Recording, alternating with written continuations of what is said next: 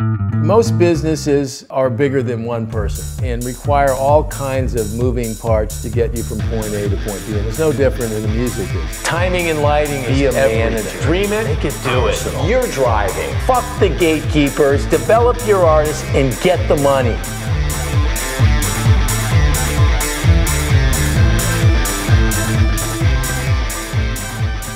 You're going to go and start a band, and you're going to want to have a band that's going to be playing big stadiums and writing big songs and so forth and so on, and everybody's going to have a role in that band. You're going to have a drummer, you're going to have a bass player, you're going to have a guitarist, you're going to have a singer, you might have a keyboard, and everybody's going to start one for all and all for one. That's how it starts.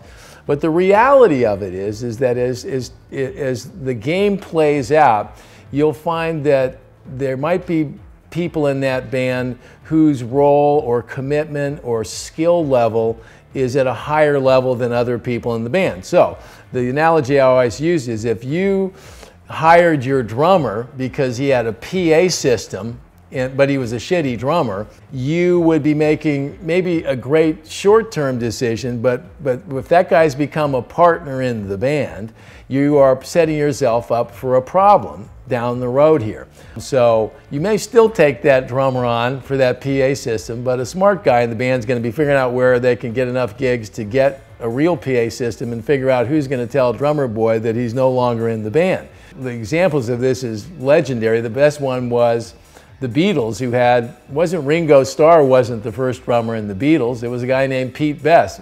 I don't know who told Pete Best he wasn't in the band anymore, but he wasn't. And so Ringo got all his lunch. If you've actually gotten to a point where you've got a record deal and these people are now legitimate partners, it's not only ugly, it's costly and expensive to get out of those situations. And some of the people that were in a band in the early days that are no longer in the band, they don't just leave the band. Some of them hang around, and in today's world, they can post on your bulletin boards, they can become stalkers, they can become all kinds of ugly scenarios. So at level one, picking your partners in the band is something to give some thought to when you're deciding how to split the proceeds of a band. If it turns out that two guys in the band are really the writers of the band, and three of the guys are just kind of there, that will become a problem later on. So you don't need to think about all that at the very beginning in terms of a band, but it's something to think about because it's much easier to add a partner than it is to get rid of one. As you move up the food chain, and now you've got a band and you're starting to make some noise there,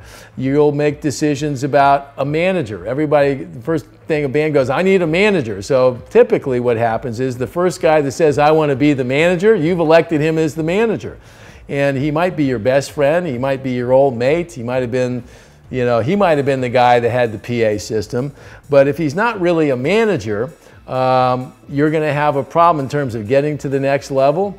And you might have signed a contract with that person, and now you're starting to make some noise, and so you got to pay him off. So there's the amount of examples of this are legendary. The bad manager pick, and then paying, and then the band breaks up over the manager. You need to decide who your lawyer is going to be.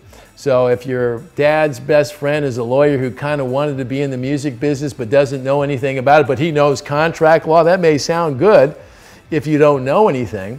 But once that person's involved, they may do damage to your prospects. And so you need to be careful about that. Same is true with an agent, and on and on and on down the line. So when you're first starting off at level one with the band, make sure, I would say, that you're getting involved with people whose musical talent you respect. Don't make a decision for the PA system and have to undo it later.